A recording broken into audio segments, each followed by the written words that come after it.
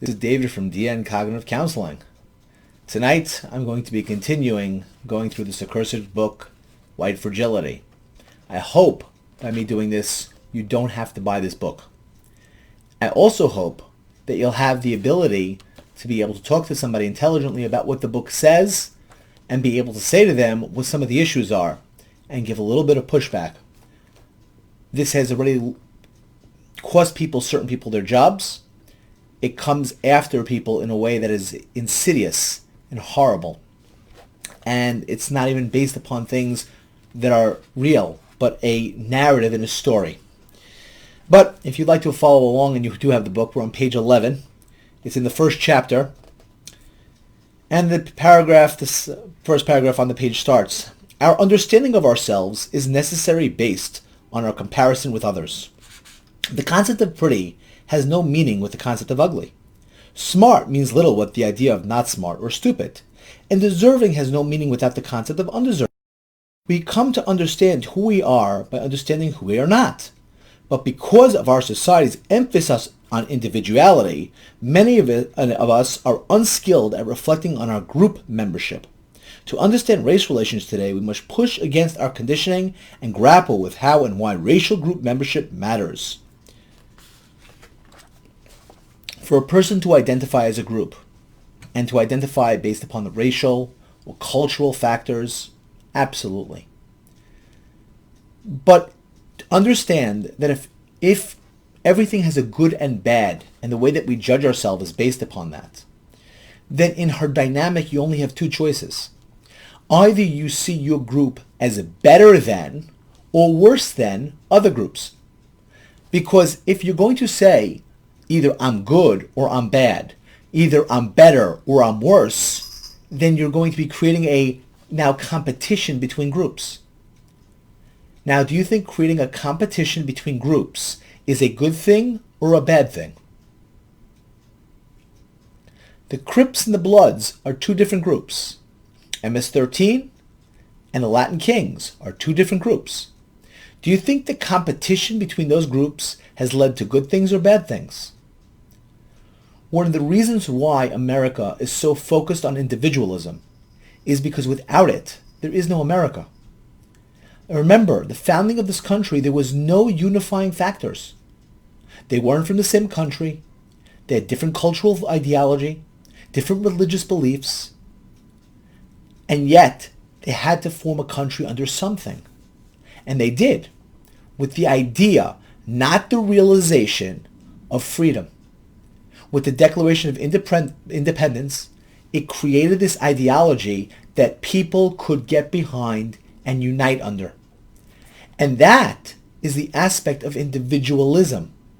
If you take that away, what unites the country? Why should there be a United States of America? In addition to challenging our sense of ourselves as individuals, tackling group identity also challenges our belief in objectivity. If group membership is relevant, then we don't see the world from the universal human perspective, but from the perspective of a particular kind of human. In this way, both ideologies are disrupted, thus reflecting on our racial frames, in particularly challenging for many white people, because we are taught that we have a racial viewpoint is to be biased. Unfortunately, this belief protects our bias, because denying that we have them ensures that we won't examine or change them. This will be important to remember when we consider our racial socialization, because there's a vast difference between what we verbally tell our children and all the ways we train them in racial norms of our culture. So, again, there could be no objectivity because everybody comes from their racial background. Now I'm going to ask you, in a court of law, if this were true, how would it play out? If somebody's African American, you have to evaluate their testimony than if somebody was white, or if somebody comes from an Asian background, and they are from China, or from Japan, or from Thailand, then you have to evaluate their testimony through the prism of race. And of course, we know that each one has their own prism, so you're going to have many different ways in which they're going to give their testimony, in which means that you'd be able to, on racial grounds, be able to knock out groups who we would be able to say that racial prisms doesn't match whatever criteria in your judicial system you create. Do you understand how this ideology leads to the idea of a white supremacy or a black supremacy or a Asian supremacy or a Indian supremacy, I'm talking about from India, or a Pakistani supremacy or Saudi Arabian supremacy?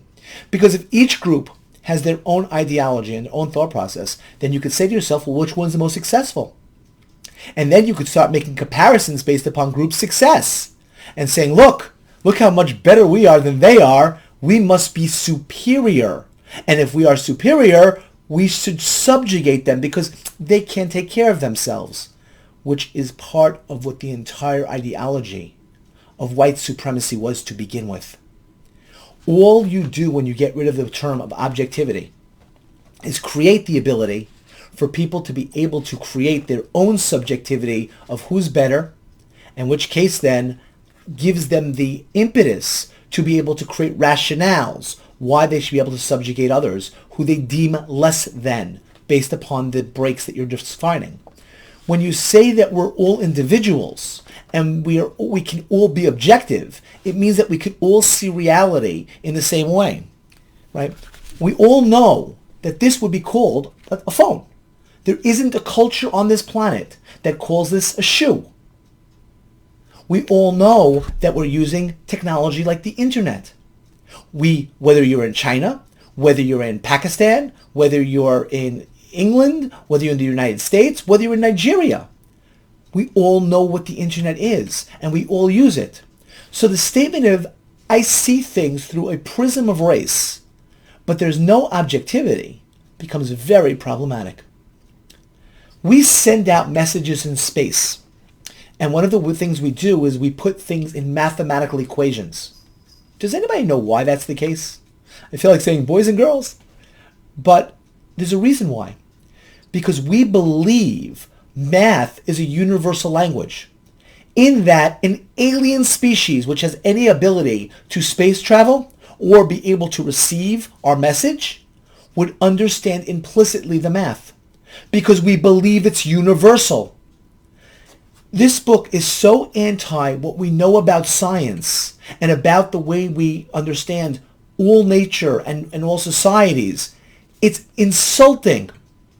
We know that the basic aspect of our DNA was written in code. That's a statement of fact.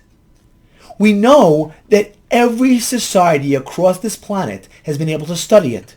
And it wasn't only because of a white person or a black person or an Asian person or any other ethnic person. It's universal. And the knowledge is universal.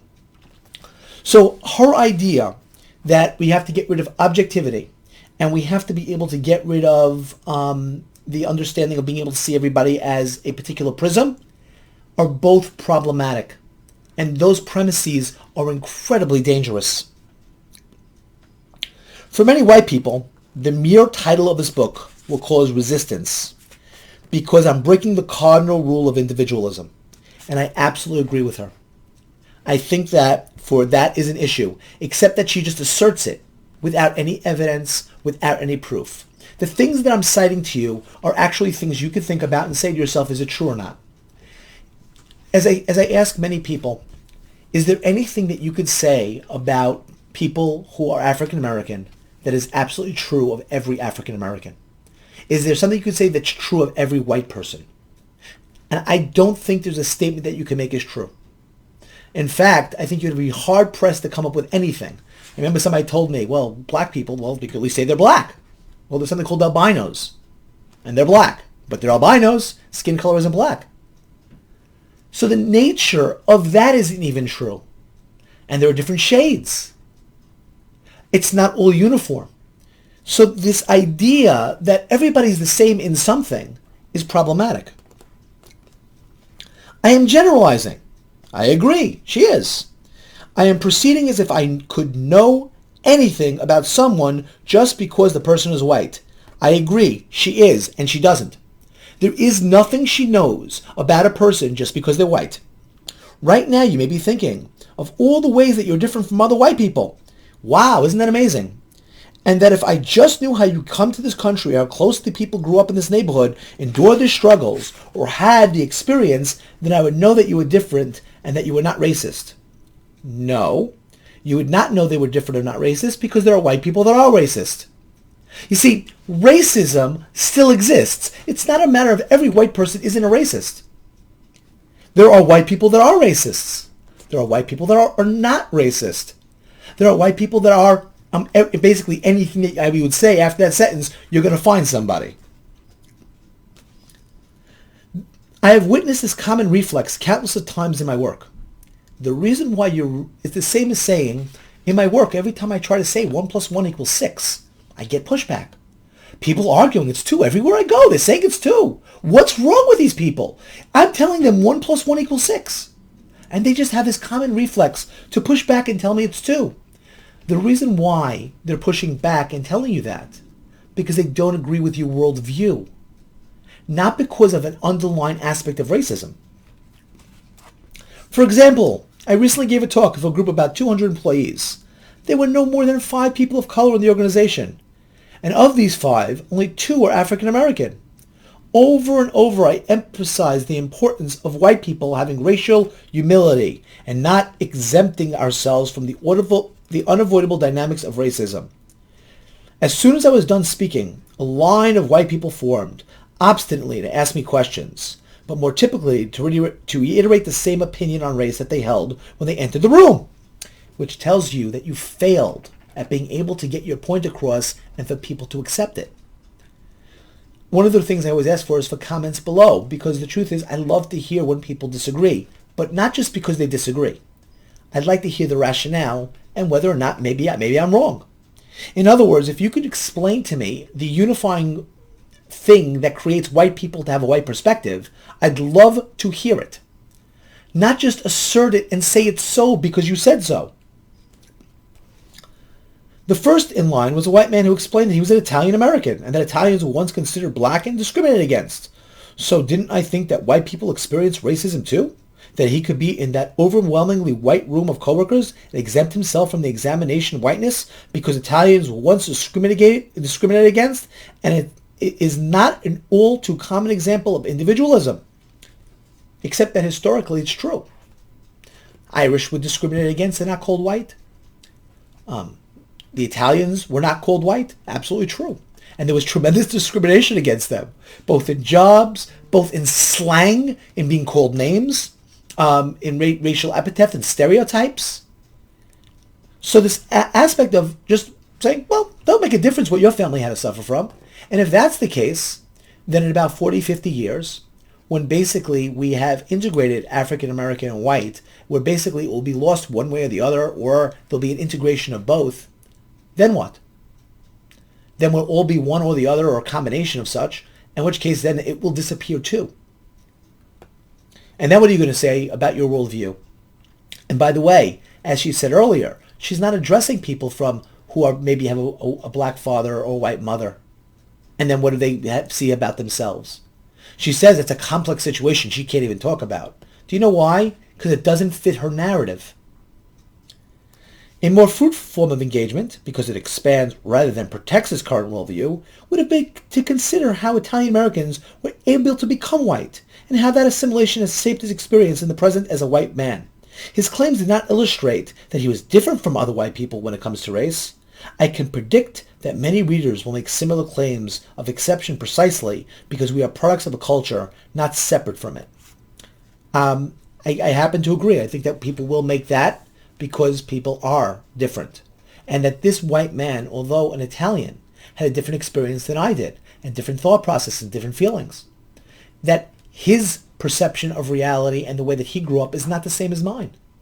Yet both of us can know that 1 + 1 = 2. Both of us know what an airplane looks like. Both of us know how to sit on a chair and eat with a fork. But that has to do with the fact that we have knowledge that is objective. That's got nothing to do with worldview. As a sociologist, I am quite comfortable generalizing. To me, that's bigoted, because sociologists don't generalize. They study trends and they try to understand them. But all sociologists know that their trends do not reflect every individual in that group. Any sociologist worth their salt knows that. That there is no group that you can say, this is a group, and therefore then every individual of the group is the same way and it's monolithic. It doesn't work that way. There is a range. And every sociologist knows that. But I understand that my generalizations may cause some defensiveness for white people, about whom I generalize, given how cherished the ideology of individualism is in our culture. There are, of course, exceptions, which she acknowledges, but patterns are recognized as precisely because they are recurring and predictable. We cannot understand modern forms of racism if we cannot or will not explore patterns of group behavior and their effect on individuals. Now, I would agree. If she was to quote things where racism was being done, and she was showing this is how we know this is racist, as opposed to another factor that's not there, and it's a confounding variable that she used a control study for, and said, look, we have a problem here with racist issues, and brought that up, I would absolutely be in absolute agreement. Because that's called proving something and showing something to somebody. Not just asserting something because you believe it's so. If she says, in my practice of working with people, I have seen X, Y, and Z, and this is my anecdotal aspect of seeing it, I would be open to hearing that too. I've had many clients throughout my years tell me about issues of racism they've experienced. And I believe it, because I've heard the stories over and over, hearing it many, many times, and hearing about what was going on. I've heard it from the other side, where people have made racist comments. From people who were in positions of power. So it does exist. The problem is where and when, and it's not about one specific group that everybody does it. And again, this is the problem with the aspect of our mindset is. I ask readers to make the specific adjustments they think are necessary to their situation, rather than reject the evidence entirely. For example, perhaps you grew up in poverty, or are an Ashkenazi Jew of European heritage, or raised in a military family. Perhaps you grew up in Canada, Hawaii, or Germany, or are people of color in your family. None of these situations exempt you from the form of racism, because no aspect of society is outside of these forces. Well, I'm very confused by this, because we do know that anti-Semitism, which she says if you're an Ashkenazi Jew, is one of the greatest forms right now of persecution in the country and in many countries in Europe right now. Anti-Semitism has been on the rise dramatically. Discrimination, attacks. But that doesn't dissuade you from being a racist in the white supremacist movement. I want you to keep that in mind, because I'm going to be showing you a video in a few seconds that was done by a comedian that really puts to light this issue that I have. I came across it actually today, and I thought it was absolutely funny, but it actually shows you the problem with this thinking process. Rather than use what you see as unique about yourself as an exemption from further examination, a more fruitful approach would be to ask yourself, I am white, and I've had X experience. How did X shape me as a result of also being white? Setting aside your sense of uniqueness is a critical skill that will allow you to see a big picture of society in which we live. Individualism will not. For now, try to let go of your individual narrative and grapple with collective messages we all receive as members of a large shared culture.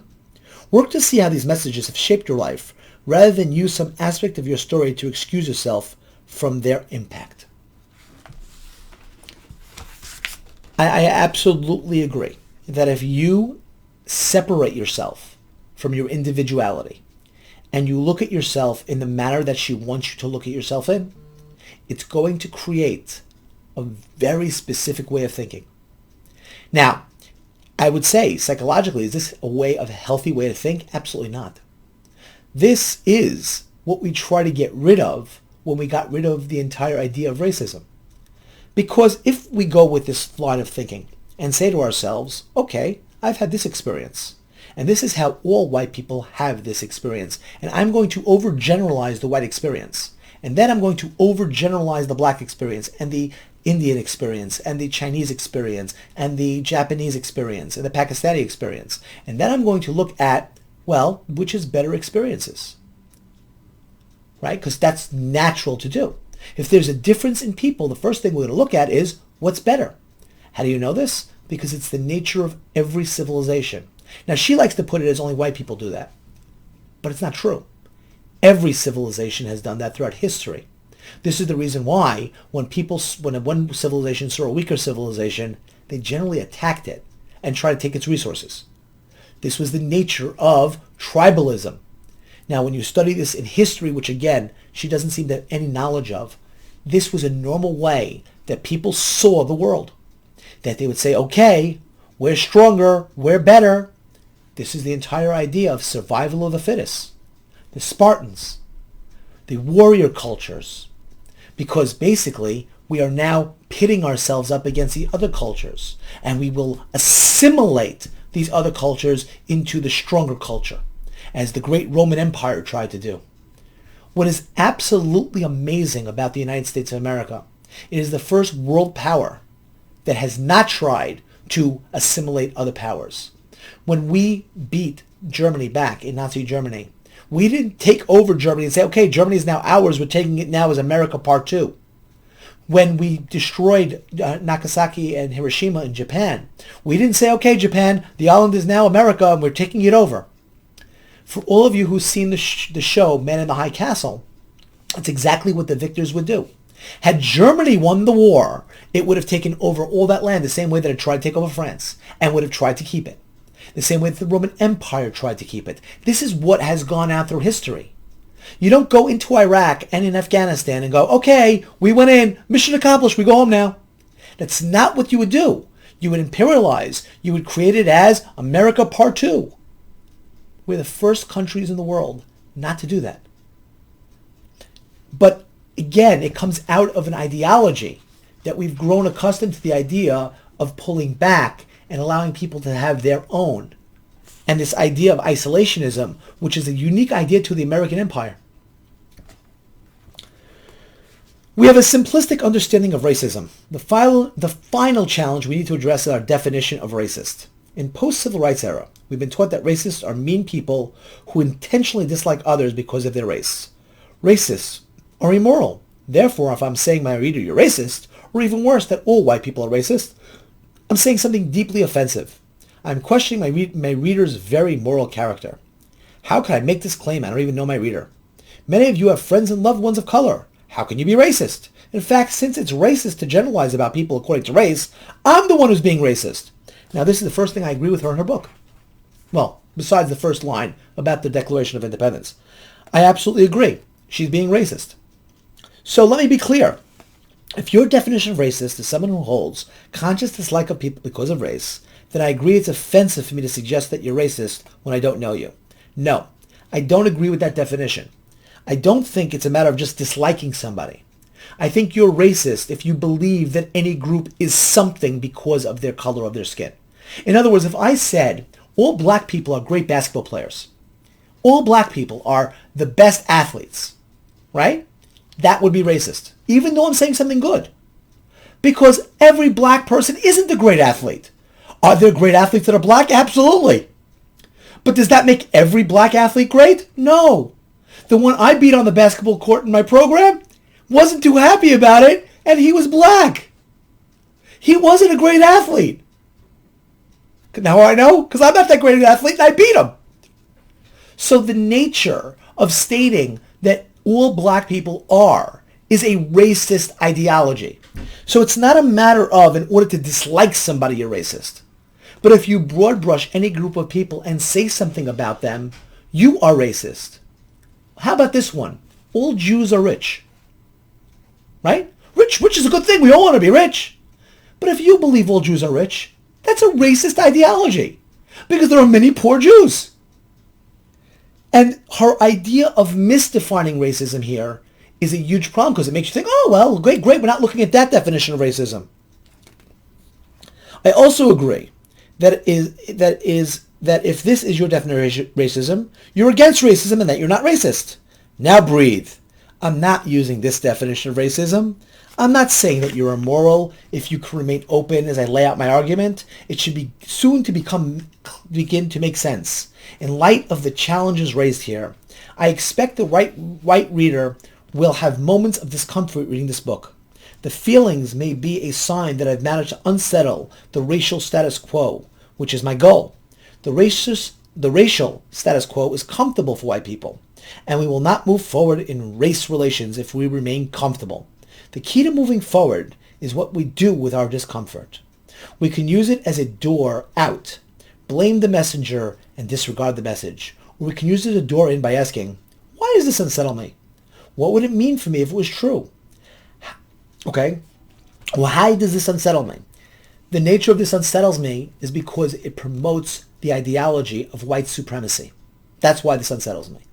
All the arguments that she makes about race and the way to see people in a white collective is what the white Ku Klux Klan members were saying about white people as being the white race. What would it mean if it were true? If it were true, it means that the Ku Klux Klan's ideology were correct. How does this lens change under my understanding of racial dynamics? The lens of this would actually create more racial tension between groups because it would create a stronger sense of group identity and therefore have less of an ability to cross over and make connections with people outside your group. How can my unease help relieve the unexamined assumptions that I've been making? Is it possible that because I'm white, there are some racial dynamics that I can't see? And the answer to that question is yes. You always have the ability, because of who you are as an individual, not to see racial dynamics. It doesn't mean that all white people wouldn't see it, and it doesn't mean that all black people would. Am I willing to consider the possibility? And if I'm not willing to do then, why not? Well, I gave you the reasons why not and what the issues are. If you're reading this and it's still making your case for why you are different from other white people and why none of this applies to you, stop and take a breath. Now return to the questions above and keep working through them. And I did. And I did the thinking through this. And I broke it down into thought process and trying to come up with a way that it doesn't lead back to this white supremacy and destruction. We need to build our capacity to sustain the discomfort of not knowing, the comfort of being racially unmoored, the discomfort of racial humility. Our next task is to understand how the forces of racial socialization are constantly at play. The inability to acknowledge these forces inevitably lead to the resistance and defensiveness of white fragility. To increase the racial stamina that counters white fragility, we must reflect on the whole of our identities, and our racial group identity in particular. For white people, this means first struggling with what it means to be white. And there's my issue again at the end of the first chapter, because I don't agree with her that it means something to be white. I don't believe that the Italian American is the same as the Irishman, who's the same as the Ashkenazi Jew. They don't even have the same prism of thought. They don't even have the same belief system, the same ideology, the same anything. The only thing is the melanin in their skin, and depending on where they're from. And what about the Sephardi Jew, who mixes with the Ashkenazi Jew, and the children of the Ashkenazi and Sephardi Jew? What about them? Well, that would be back to the mixed couple again, and back to that thing that she doesn't want to touch because those things don't exist. And this is the problem with this entire book. But a moment of levity, because like I said, there was one video that I saw that really encompassed the entire problem. And now I thought I was brilliant enough to come up with this and go, oh my God, this is white supremacy. But sure enough, there's a comedian. And when comedians, and by the way, I'm a very big fan of comedians, they have a wonderful way of seeing the world and being able to bring it to light. And this comedian, his name is Ryan Long. And I give credit to Ryan Long because it's a brilliant video and it really hits the nature of what I was talking about. Whoops. When me and Brad first met, I didn't think we'd get along, but turns out we kind of agree on everything. Your racial identity is the most important thing. Everything should be looked at through the lens of race. Jakes, you owe me a Coke. We both have a lot of opinions about people of color, even though we barely know any. I say colored people, but as long as we're classifying them, we both think minorities are a united group who think the same and act the same. And vote the same. You don't want to lose your black card. Sorry, I don't know. I just think we should Roll back discrimination laws so we can hire based on race again. Jinx, now you owe me a Coke. Hey, tell him what you told me yesterday. White actors should only do voices for white cartoon characters. I've been saying that for years. Stick to your own. Us white people, we have so much privilege. I agree. It is a privilege to be white. Ask him about interracial dating. All I said is that black men who date white women have internalized racism, and white men that date ethnic women are fetishizing them. Guys against interracial dating now. Like, am I being pranked? Did Boomer put you up to this? Ugh, you know that taco place is white owned? White people should be making white foods like Kraft macaroni and cheese, no seasoning, not even salt. It's like he's a mind reader. I mean, I've been pushing for segregation forever, and my man does what? I created an improv comedy show exclusively for ethnic people. Guy segregates comedy on my birthday. White people need to stop wearing dreadlocks, and they need to stop appropriating black people's music. Shaved heads and country music, the way God intended. You know all white people are racist. I'm listening. Even if you have a black wife or a black friend group, you're still really racist. Didn't we just kick the guy out of the organization for having a black girlfriend? But if you can promise me he's still really racist, we'll consider letting him back in. Black people should only shop at black businesses. I guess the only thing we really disagree about is I think white people are the root of all evil. But what did I tell you, though? If we can narrow that down to a certain group of tiny-hatted white people, I think we can come to an understanding. Technically, I don't consider Jewish people white. Neither do I. Like I said, absolutely brilliant. And the entire problem with the book of White Fragility. The same ideology you see, and it really shouldn't say woke, it should have said white fragility. I would have loved to have seen that, because I know that woke is a culture concept that people feel, and the truth is we should be, in a sense, woke to other people's feelings, thoughts. We should be able to hear other people's understanding of things and their gripes and their issues. It's not a matter that we should be blind to them or not hear them. But the nature of just asserting things with no evidence, with no statements, and then this type of ideology is the exact same of the white supremacist ideology. Now again, I'd love to say that I was brilliant enough to say, wow, I came up with that all by myself, but obviously other people are seeing this too. And it's true. It's sad, and it's true. And that's why this book is so dangerous. It is not healthy. It's not psychologically healthy. It's not going to help anybody to make anything better.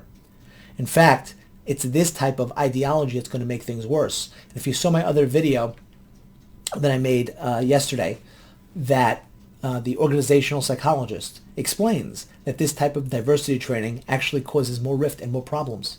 And it makes absolutely perfect psychological sense on the individual level why that's the case. It also makes perfect sense why the people get so up in arms about this. Because basically, she's using the same ideology. It'd be the same as a Ku Klux Klan member getting up and explaining to you why white people are superior. And people coming up and saying, what are you talking about? And fighting against it. And he just says, there you go with your white fragility. See, that's the problem. If you didn't recognize your own power. I don't understand why these white people get so upset by my only speaking the truth. And that's exactly what she's doing when she says, I don't understand their anger. It's the same ideology, different packaging. I hope that you find this video helpful. I hope that you found that funny. I hope that you like this video. I hope that you'll share it. And of course, if you haven't subscribed, please do. And if you could always go to the link below to become a patron to this channel. So we finished chapter 1 of White Fragility. Tomorrow, hopefully I'll be hitting chapter 2 of this insane book. I hope you have a good night, good mental health.